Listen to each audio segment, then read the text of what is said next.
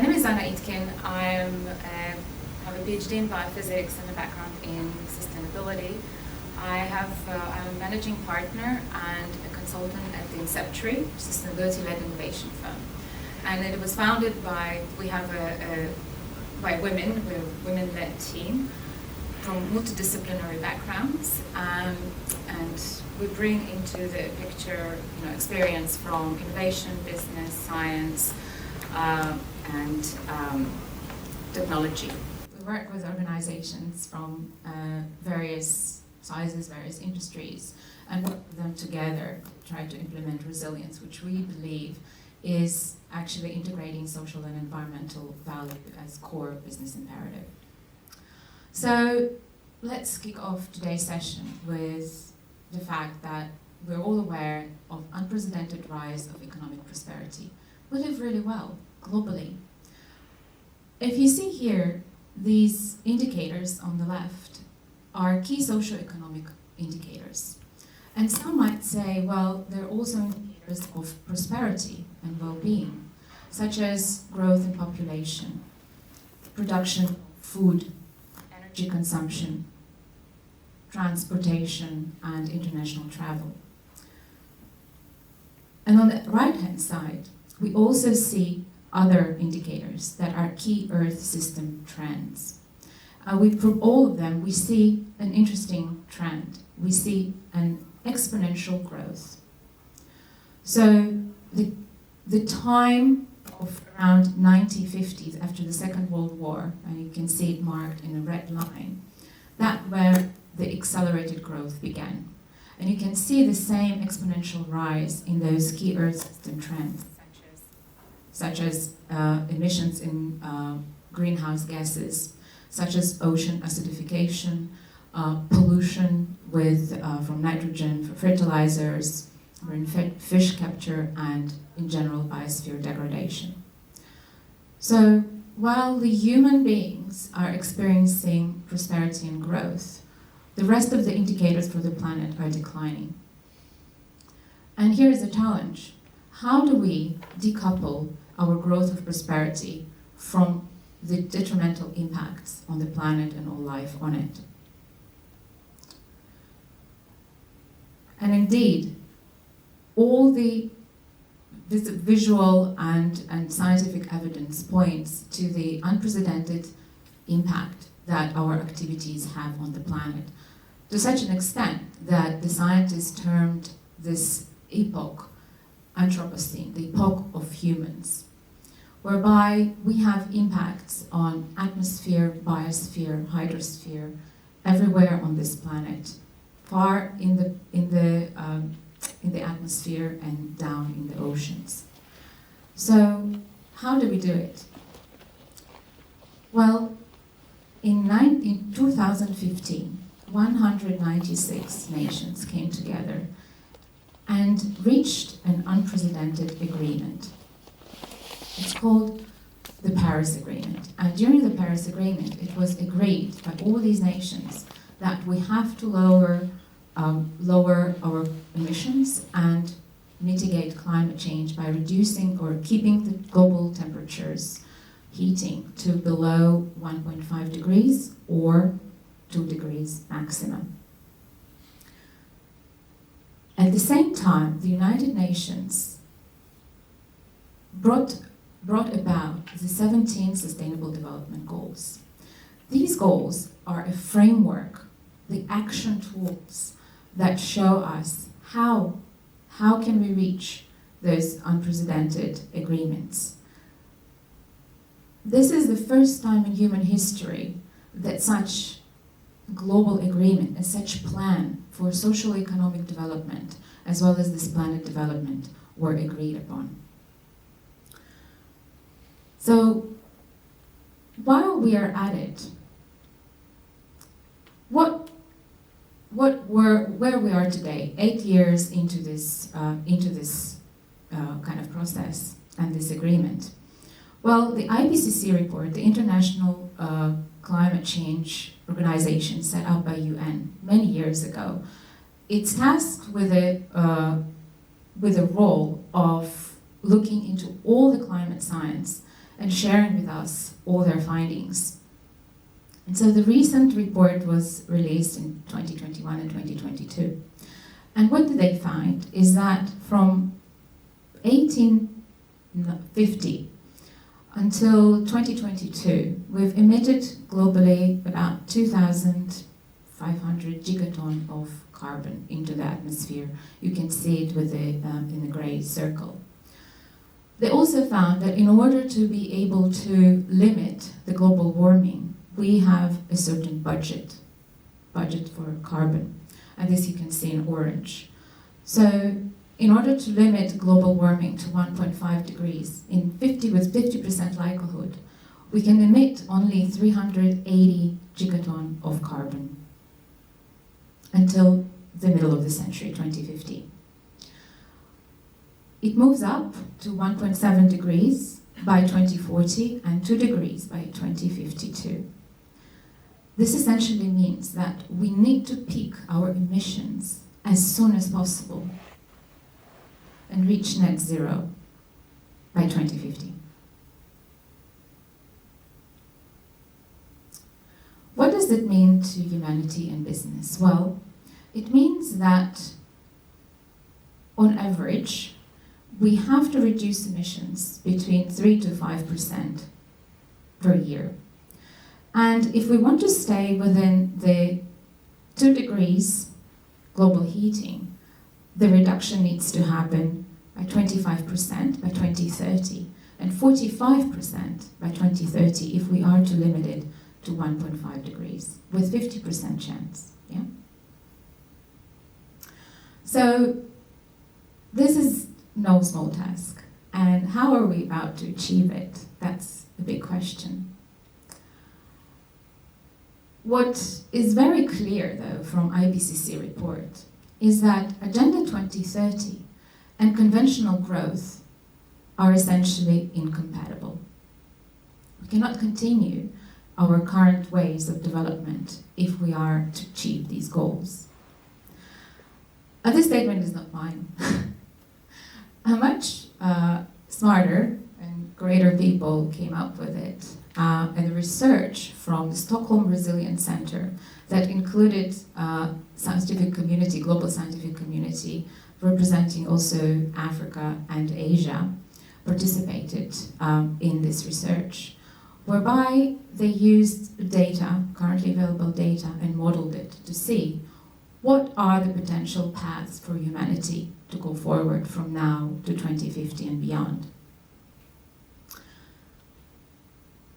So at this point, I invite you to take a moment and to see how you feel, to feel what you feel with regards to climate change, everything that is happening.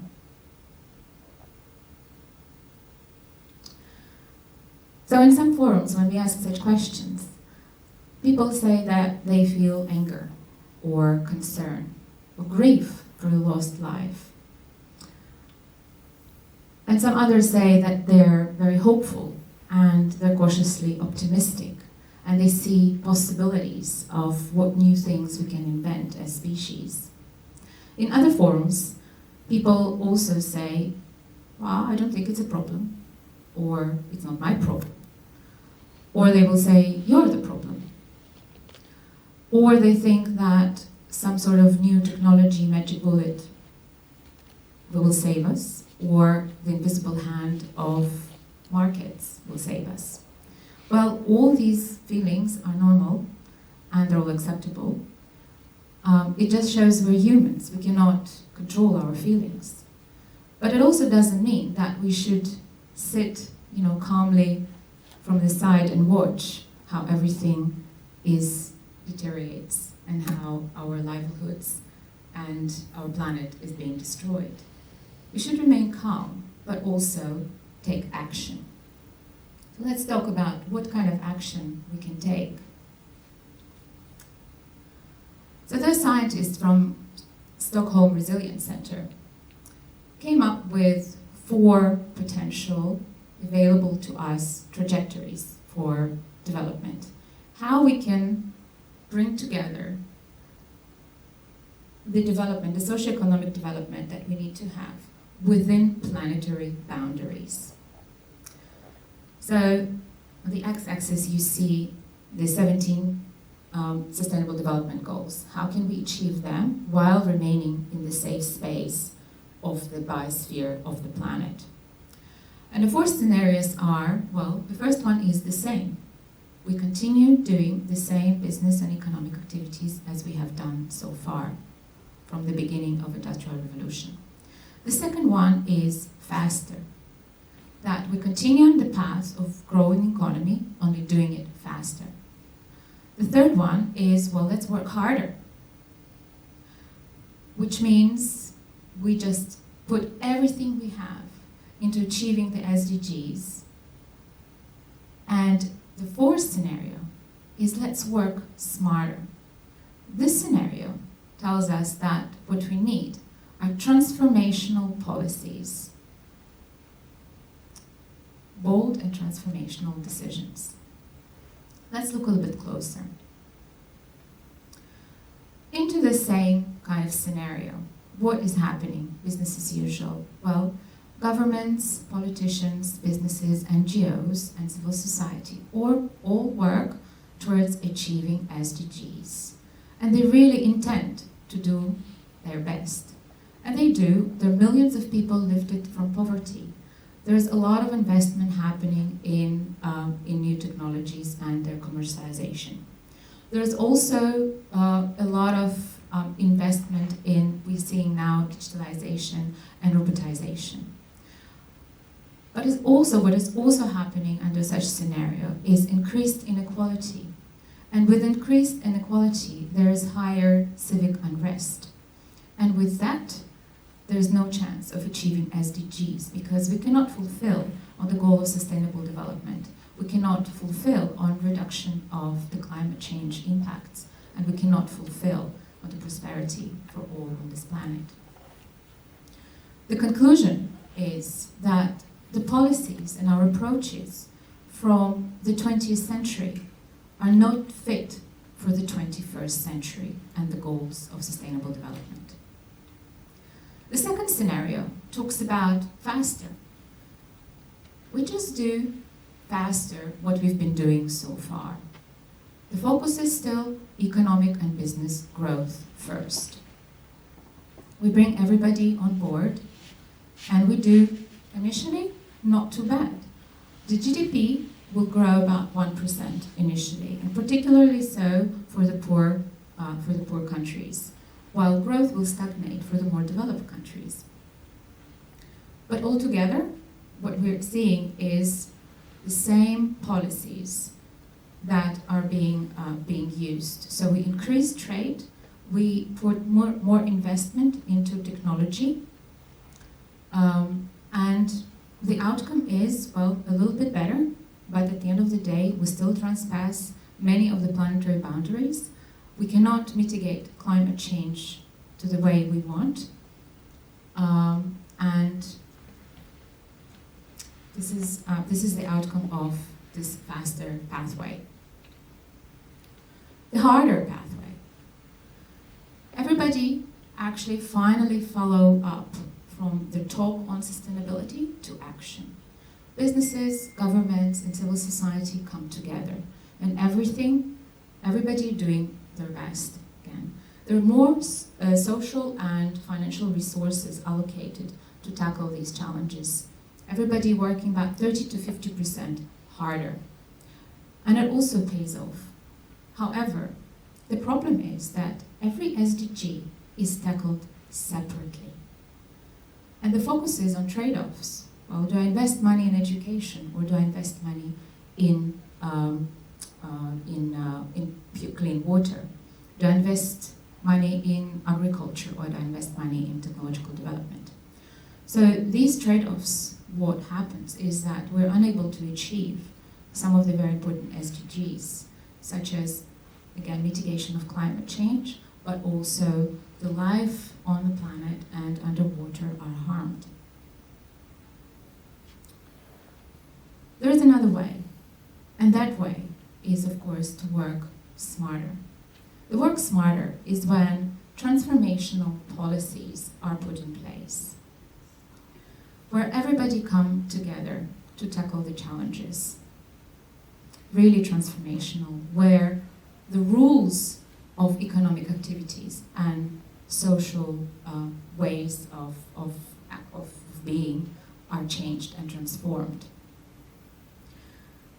There will be they found that there are 5 leverage points that can be acted on. The first one is investment in renewable energy, such that we're able to halve our emissions every decade. The second one is investment in sustainable food production.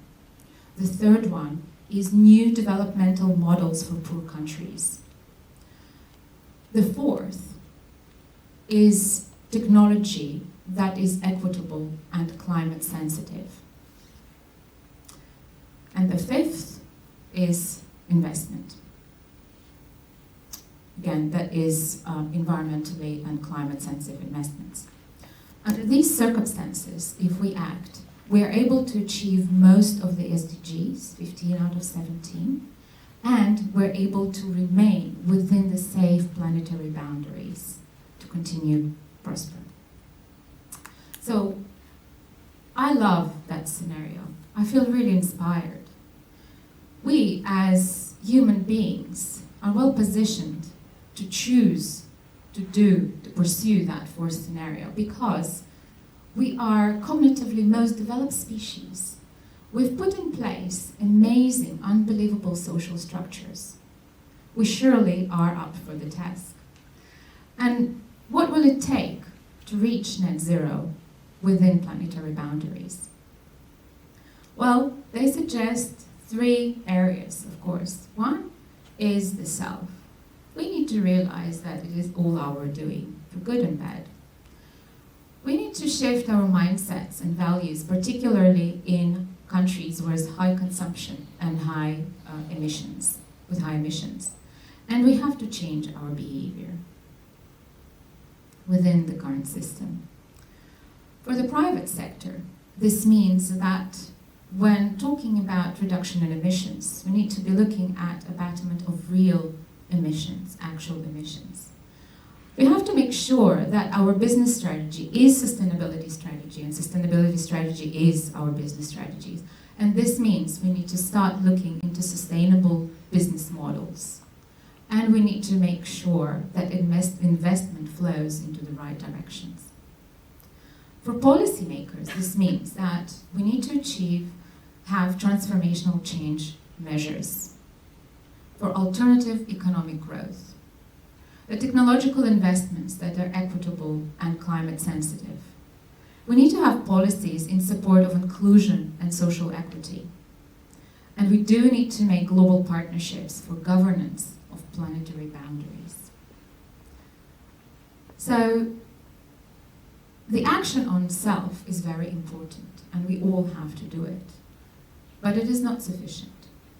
And we understand now that the rate of change and the kind of transformation that needs to happen on the political level is something unprecedented.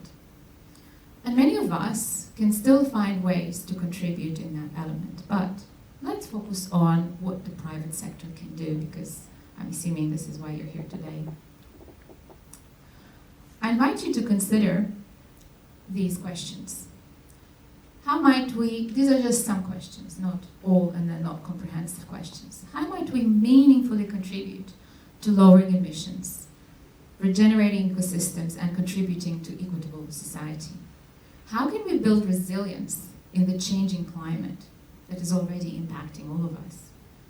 What new business models will support the new needs of the society in the changing climate? And can the company be responsible for climate change? While you're thinking about these, let's focus on reducing emissions, because often when we talk about climate change, everybody talk about greenhouse gas emissions. And why? Because all our economic activities are dependent on them, because our economic activities are dependent on energy, which still mainly comes from fossil fuels. So let's imagine that this bathtub are all historic emissions, all natural emissions, as well as the current day's anthropogenic emissions. And what we're looking to do is to reduce anthropogenic emissions. And the action on the global level that we need to take is those emissions reductions, as well as regenerating carbon sinks that are natural sinks that include oceans, forests, grasslands, wetlands, etc., and soil. On the level of organization, we need to look at, well, how do you reduce your emissions as an organization? But also, how do you help others within your value chain to reduce their emissions? And how do you act to regenerate or perhaps create newly those carbon sinks? And when we talk about it, well, we measure, let me go back for a second. When we talk about reducing emissions, we need to take a baseline first, and that baseline is measuring your carbon emissions footprint. In order to do that, we need to understand where these emissions come from. We usually talk about the carbon emissions as an equivalent because there are many other greenhouse gases and their climate heating potencies differ. So for ease, we recalculate and talk about carbon dioxide equivalents to do that. The temporary timeline for carbon footprint measurement is usually 1 year. And we talk about 3 scopes, scope 1, 2, and 3. The first scope refers to direct emissions, which are coming directly from your business activities, such as maybe your company building and the company fleet of transport. The second one is the energy that you as a business purchase from suppliers, from providers. And scope 3 is the largest. These are indirect emissions that can occur upstream of your business activities as well as downstream of your business activities. And these include buying your office gear, but also buying machines for your manufacturing, purchases, transportation, extraction of raw materials, but also on the product level, the manufacturing as well as the use and throughout the span of life of the product you produced and the end of life. So if you're producing and installing air conditioners, for example, the emissions from the use of these air conditioners is under your scope 3 emissions. And so your total carbon footprint will be the sum of all of those emissions.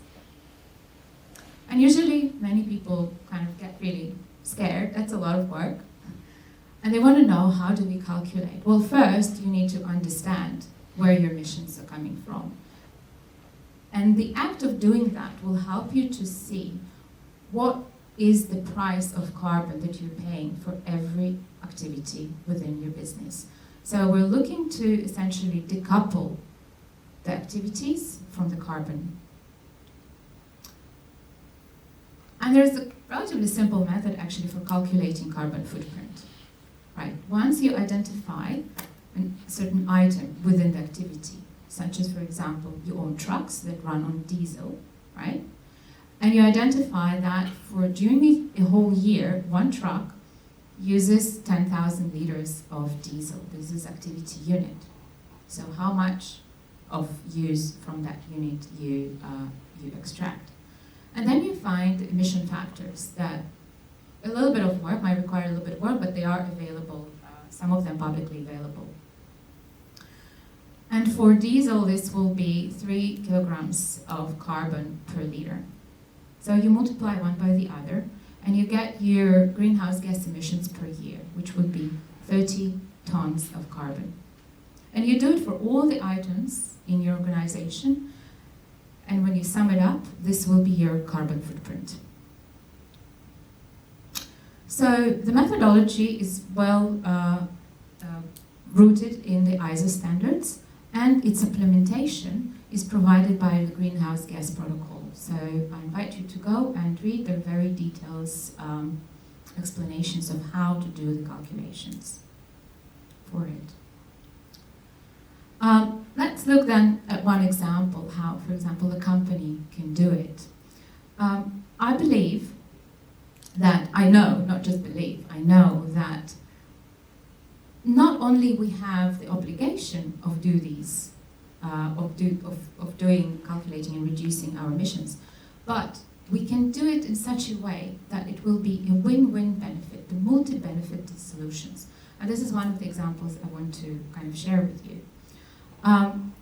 Let's say this company, and call it New Zealand Builders. It's a fictitious company, but the project and the benefits from the project are actually real benefits.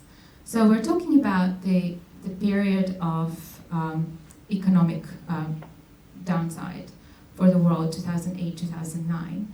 There were lack of jobs, and the kind of construction and retrofit industry suffered. And the New Zealand government put in place a requirement for energy efficiency inside homes. So retrofit the boilers as well as insulate windows and the buildings. And indeed, what happened is there was a demand for such, there was this need and demand for such work. After a while, after this initiative was rolled out, what people living in homes that were retrofitted realized is that the hospitalization occurrences as well as their medical bills went down significantly. So what started happening is that they were healthier because they lived in warmer, cleaner, and lighter homes. And so with such an approach, we can have those multiple win-win situations whereby we were able to reduce the carbon emissions through energy efficiency, but we also were able to improve human health and grow jobs, because this was the initial intent. And it was such a successful initiative that the Health Ministry of New Zealand decided to roll out, I forgot how it's called, but essentially they allowed and requested the medical practitioners to tell the patients that they can go, or they need to go and retrofit their homes, improve their homes, in order to improve their health. So I believe that this is a great opportunity for humanity, for business and economy, not only to prosper, but also do it within the safe boundaries of this planet. And when businesses think about projects for decarbonization, I invite them to think about those smart strategies whereby we can create the win-win situations for multiple stakeholders.